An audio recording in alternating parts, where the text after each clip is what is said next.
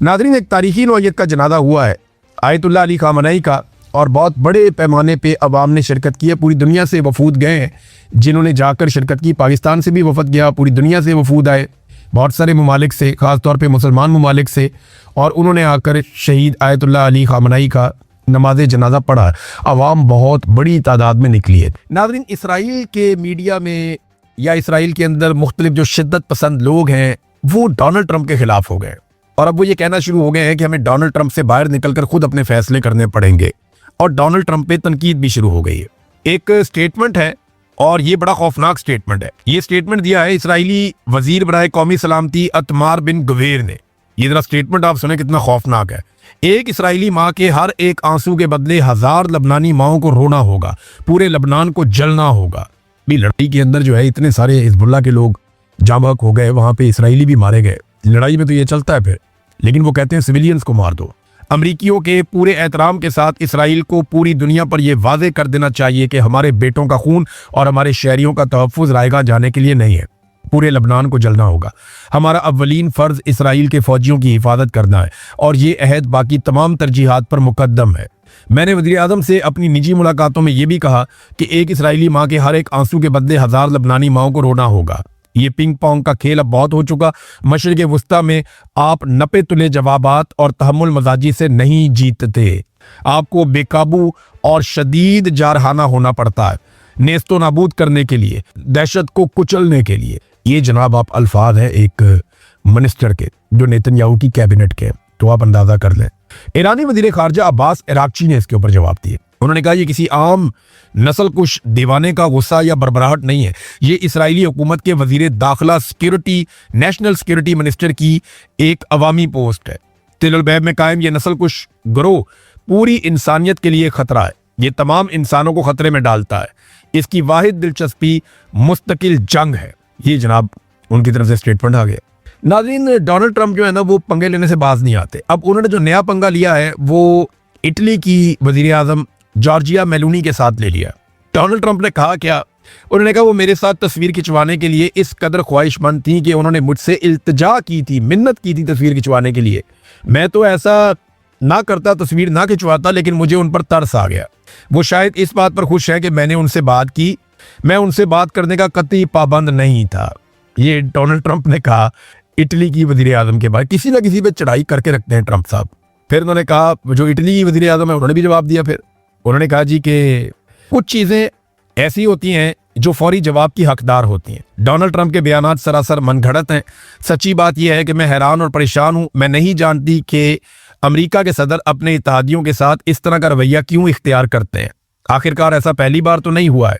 मैं सिर्फ इतना कह सकती हूँ कि ये इंतहाई अफसोसनाक बात है कि वो इस तरह का अज़म मगरिब के दुश्मनों, अमेरिका के दुश्मनों और उन रहनुमाओं के खिलाफ नहीं दिखाते जिनके लिए वो इसके बरक्स बहुत ज़्यादा नरम और लचकदार रवैया रखते हैं। वो कहते हैं हमारे दुश्मनों से तो आप ऐसे रवैया नहीं रखते, हम आपके इत्तेहादी, हमारे साथ आप बदतमीजी करते हैं।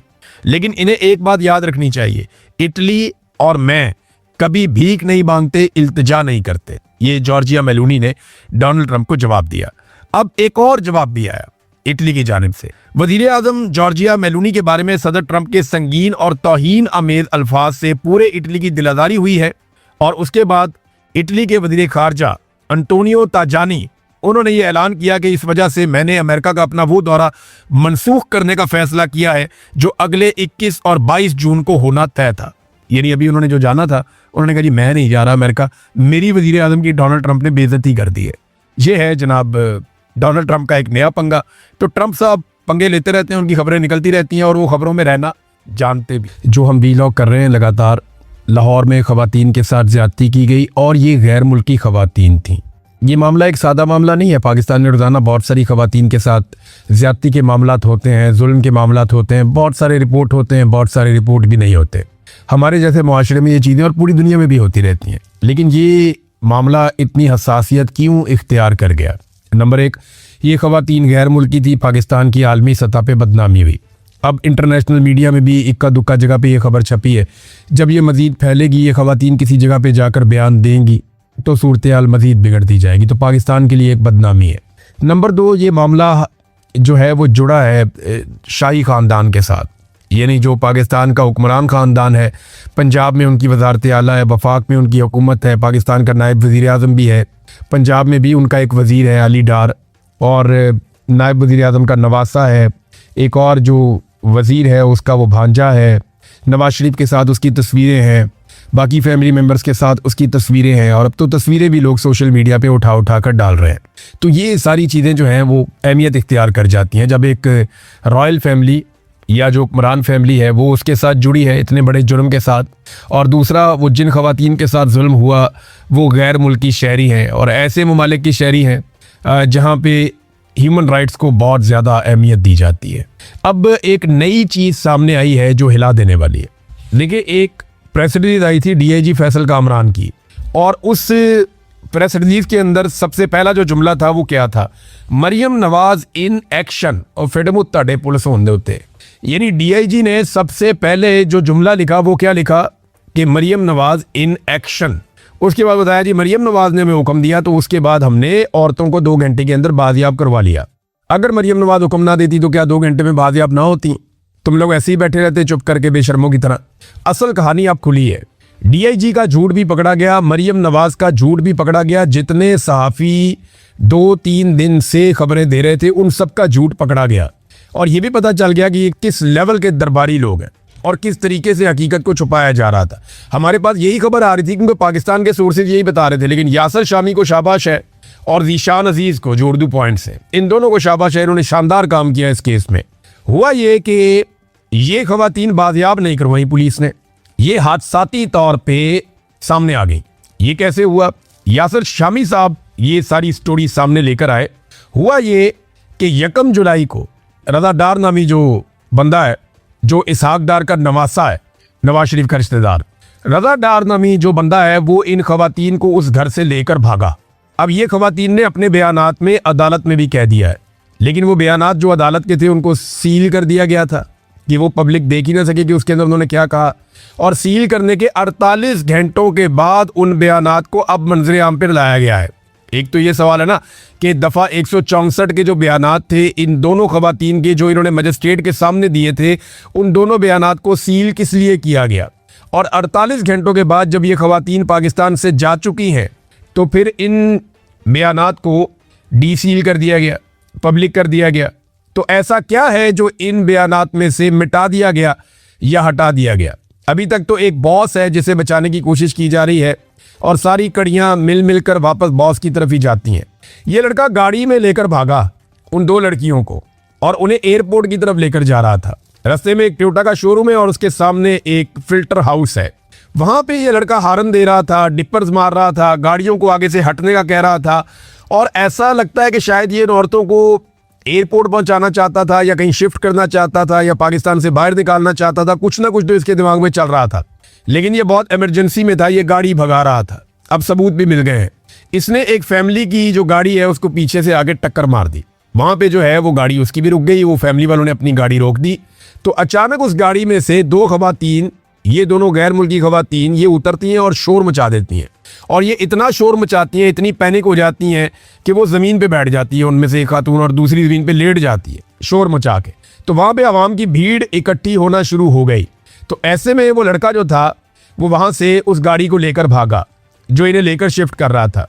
वो गाड़ी लेकर भागता गया और उसकी फुटेज भी यासिर शामी ने 2-3 जगह से इकट्ठी की कि कैसे वो जिग-जैग करता हुआ बहुत रैश ड्राइविंग करके वहाँ से भागता चला जा रहा है। वो वहाँ से भाग गया और खवातीन जो है वो अवाम के हत्थे चढ़ गई। अवाम वहाँ पे आसपास चारों तरफ वहाँ पे इकट्ठे हो गए और फिल्टर हाउस वाली जगह पे उनको पानी शानी पिलाया, पुलिस को कॉल की 15 पे। तो इस तरीके से वहाँ पे पुलिस पहुँचना शुरू हुई। यानी अगले 15-20 मिनट के अंदर एक गाड़ी आई, फिर एक और गाड़ी आई, फिर पौने घंटे के बाद 15 पुलिस भी आई।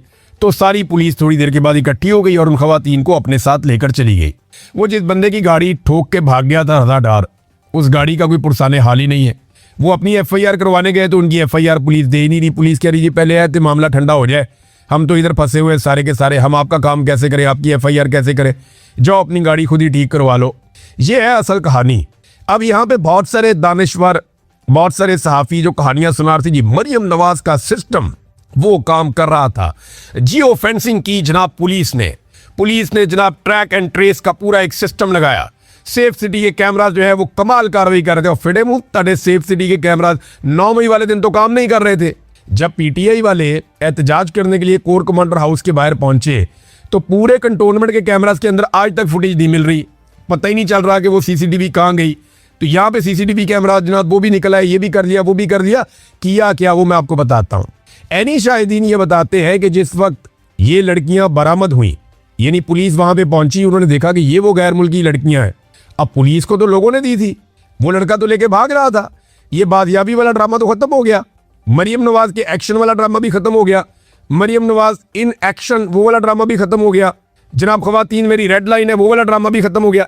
यानी ये इतने झूठे हैं, इतने झूठे। ये मरियम नवाज को झूठ बोलने की ऐसी घटिया और गंदी आदत है ना, इसने सारी उम्र झूठ बोला है। जो स्टेटमेंट उठाओ झूठ बोला। कभी ये फाइबान से कपड़े इस्त्री कर रही होती है, कभी ये शीशे में मिला के साथ मिक्स करके उसमें गुड़ खाती है, अजीब अजीब हरकतें करती है। कभी ये कैलबरी फॉन्ट लेकर आ जाती है, कभी ये कहती है मेरी बरतानिया तो क्या पाकिस्तान में भी कोई प्रॉपर्टी नहीं है, फिर हर तरफ इसकी प्रॉपर्टी निकल आती है। कभी ये अपनी BMW को नहीं मानती, मेरी समझ से भाई। कभी कहती है हम बहुत गरीब होते थे, कभी ये कहते हैं हम बहुत अमीर होते थे। इस औरत की ना झूठ बोल बोल के, क्योंकि ये एक पॉलिटिकल लीडर है इसलिए मैं इस पे तनकीद कर सकता हूँ, और ये औरत कार्ड के पीछे चुप भी नहीं सकती। तो ये औरत बहुत झूठ बोलती है और इसने इतना झूठ बोला कि इसका सारा निजाम अब झूठ पे लग गया है। पुलिस की प्रेस रिलीज भी झूठ है, वो कहती है जी जाके हमने बरामद किया। अब पुलिस वाले बताएं ना बरामद कहां से किया, वो तो सड़क से मिली है। अच्छा, इस सारे वकूए को छुपाने के लिए पुलिस ने क्या किया, एनी शाहिदीन बताते हैं कि पुलिस फिर DVR उठाती रही है। पुलिस ने फिल्टर हाउस वहां पे जो कैमरे लगे थे उनका DVR उठाया, फिर आगे 1-2 और जगह वहां से DVR उठाए। तो पुलिस वाले फुटेज इकट्ठी करते रहे। को 50 के करीब लोग इस बात के गवाह हैं कि पुलिस ने कोशिश की कि कोई भी फुटेज ऐसी ना मिले जिससे ये पता चले कि ये खवातीन हमें राह जाते हुए मिली हैं। वो उनको भगा कर ले जा रहा था कहीं पे। जिस वक्त इन खवातीन ने गाड़ी से निकलकर रोला डाला, अवाम ने इनको पकड़ा, पुलिस को बुलाया, उनके हवाले किया। ये वाला सारा मामला पुलिस छुपाना चाहती थी इसलिए ताकि मरियम नवाज को क्रेडिट दिया जा सके। देखे जी कितनी बड़ी कुर्बानी दे रहे हैं कि इनके खानदान के बंदों ने मुंह काला किया है, तो ये इसके बावजूद जनाब डट कर खड़े हैं और जनाब इंसाफ दे रहे हैं। ऐसा नहीं है, ये 2 नंबरी कर रहे थे, फ्रॉड कर रहे थे। लोगों ने खवातीन को पकड़ दिया और पकड़ के पुलिस के हवाले किया। ये बात अब खुल चुकी है। यासिर शामी को एक मरतबा फिर शाबाश और बहुत सारे हकायक सामने लाने पर, क्योंकि एक एक कड़ी को जोड़ा है ज़ीशान अजीज ने, उन्हें भी शाबाश मिलनी चाहिए इस केस में। 1-2 और वकला हैं वो बड़ा अच्छा काम कर रहे हैं और वो चुप करके काम कर रहे हैं खामोशी से। वो नहीं चाहते कि उनकी इन्फॉर्मेशन बाहर आए।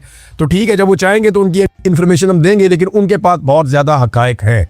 अब मामला ये है कि गाड़ी के अंदर अब खवातीन के बयानात पे बाहर आ जाते हैं। जब यासिर शामी ये सारी चोरी पकड़ लेता है तो फिर खवातीन के बयानात बाहर आने में तो प्रॉब्लम कोई नहीं है ना। फिर उनके जो बयानात हैं 164 के, क्योंकि तनकीद बहुत हो रही थी, उनको डीसील कर दिया गया। फैसल वाडा भी कह रहा था, बाकी लोग भी कह रहे थे, रोला पड़ा हुआ था। जब उनको डीसील किया गया तो मुझे पूरा यकीन है कि कुछ ना कुछ तो उनके साथ किया गया, मुझे ऐसा लगता है, क्योंकि ये सिस्टम इंतहाई गंदा और गलीज है। बॉस को बचाने के लिए ये किसी भी लेवल तक जा सकता है। उस बयान के अंदर भी खवातीन कह रही हैं कि वो बंदा बॉस से बात कर रहा था और बॉस की इंस्ट्रक्शन ले रहा था। अब वो बॉस कौन है जिसे रजा भी बड़े प्यार से बॉस कहकर बुलाता है, उनके अहकामात को तस्लीम करता है। और दूसरा, वो खवातीन ये कहती हैं कि वो बॉस इंग्लिश बहुत अच्छी और फ्रीक्वेंटली बोलता है, यानी उसकी अंग्रेज़ी बहुत अच्छी है जो बॉस है, और वो बड़े अच्छे तरीके से अंग्रेज़ी में बातचीत भी करता है। अब नाजरीन, ये जो मरियम नवाज इन एक्शन, इसका मतलब पता क्या है, ये इदारे खास तौर पे लॉ इन्फोर्समेंट के इदारे इस वक्त शरीफ खानदान के ज़ाती मुलाजिम बन चुके हैं।